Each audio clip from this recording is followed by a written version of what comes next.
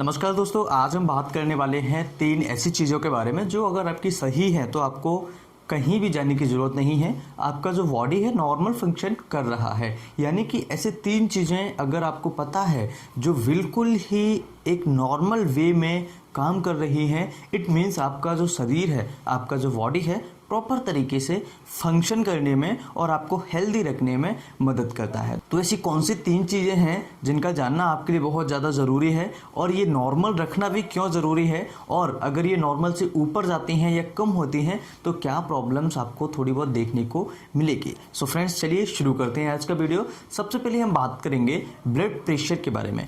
Blood pressure एक हमारी body का एक ऐसा मैकेनिज्म है, जब भी हमारे शरीर में कोई ऐसी क्रिया होती है जिससे ब्लड प्रेशर यानी हार्ट पर कोई इफेक्ट पड़ता है, तो या तो ब्लड प्रेशर बढ़ता है या फिर कम होता है। तो ऐसी कंडीशन में हमें पता लगता है कि हमारे शरीर में कोई ना कोई एक ऐसी एक्टिविटी जरूर हो रही है जिससे हमारा ब्लड प्रेशर नीचे जा रहा है या फिर बढ़ रहा है। एक्चुअली क्या होता है कि हमारा ब्लड प्रेशर है क्या, जब भी हमारा हार्ट पंप करता है तो ब्लड बॉडी के लिए बाहर आता है हार्ट से।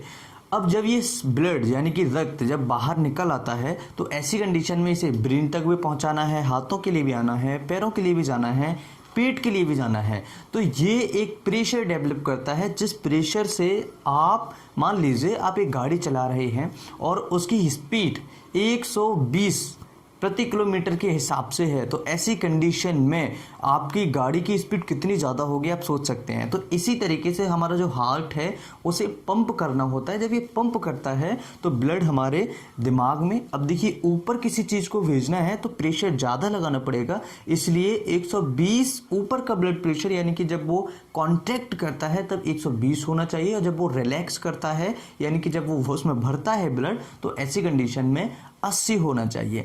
तो आपकी समझ में आ गया होगा कि ब्लड प्रेशर क्या है, कैसे काम करता है। अब समझते हैं कि अगर ये बढ़ जाता है तो क्यों बढ़ता है। कई ऐसे रीजंस होते हैं, जैसे एक कॉमन कॉज होता है वो होता है एंजाइटी या फिर मोटापा, डायबिटीज या किडनी पेशेंट्स या हार्ट पेशेंट्स। ऐसे मरीजों में बड़ी जल्दी से बढ़ जाता है। एक्सरसाइज करने के बाद भी ब्लड प्रेशर बढ़ता है। गर्मी में ज़्यादा रहने से भी ब्लड प्रेशर बढ़ सकता है। बहुत ज़्यादा टेंशन, डिप्रेशन लेने से भी ब्लड प्रेशर बढ़ता है।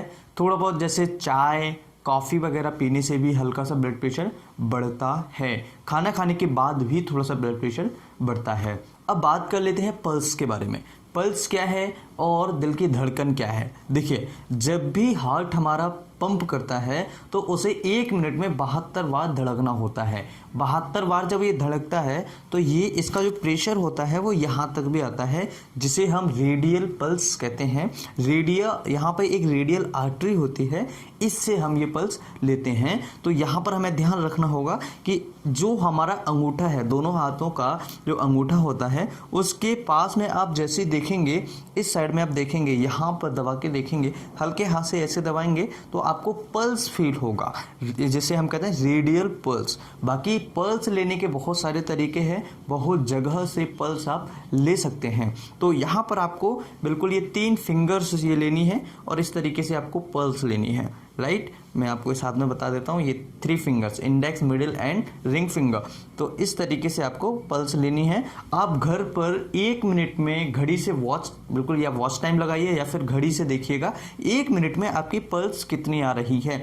अगर ये 60 से लेकर के 90, 100 तक भी आती है तो कोई घबराने की बात नहीं है। हम एडल्ट्स की बात कर रहे हैं। बच्चों की बात करें तो बच्चों में ये थोड़ी सी बढ़ी हुई होती है, प्रेगनेंसी में थोड़ी बढ़ सकती है। तो ऐसी कंडीशन में आपको ध्यान रखना होगा 60 से 100 अगर एक हेल्दी एक एडल्ट व्यक्ति की है तो ये नॉर्मल होती है, यानी कि आपके शरीर में कोई दिक्कत नहीं है, क्योंकि आपका हार्ट जो है प्रॉपर तरीके से काम कर रहा है, प्रॉपर तरीके से धड़क रहा है, इट मीन्स ओके।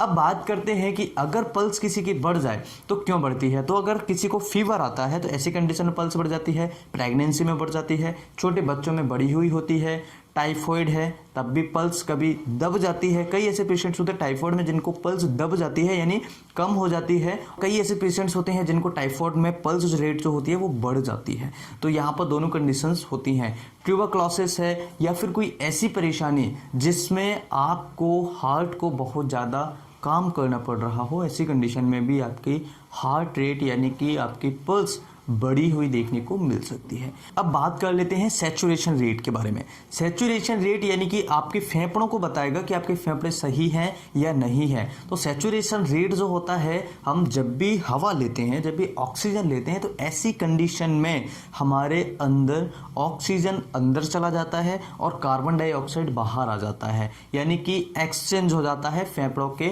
अंदर। फेफड़ों के अंदर नीचे कैपिलरीज होती हैं छोटी छोटी, उनमें से आपका जो ऑक्सीजन होता है वो अंदर ब्लड के अंदर चला जाता है, ब्लड में मिल जाता है, खून में, रक्त में मिल जाता है, जो आपके पूरे शरीर में, हार्ट में जाके सारे ऑर्गन्स, सारी बॉडी के हर एक टिश्यू तक पहुंचा देता है। और वहाँ से जो इकट्ठा होके ब्लड आ रहा है, ये देखिए, जब ये जो आपकी वेन्स है, जो नीली नीली आपकी वेन्स दिख रही हैं, ये आपके कार्बन डाइऑक्साइड और वेस्ट प्रोडक्ट को बाहर ऊपर की तरफ लेके जा रही हैं और हार्ट में लेके आ रही हैं। अब हार्ट में जब ये लेके आती हैं तो हार्ट पंप करेगा और लंग्स तक पहुँचाएगा, और लंग्स में जब ये जाती हैं तो ये ऑक्सीजन ले लेती है और कार्बन डाइऑक्साइड को इसके अंदर फेफड़ों में छोड़ देती है, जिससे फेफड़े फिर इसे बाहर निकाल देते हैं।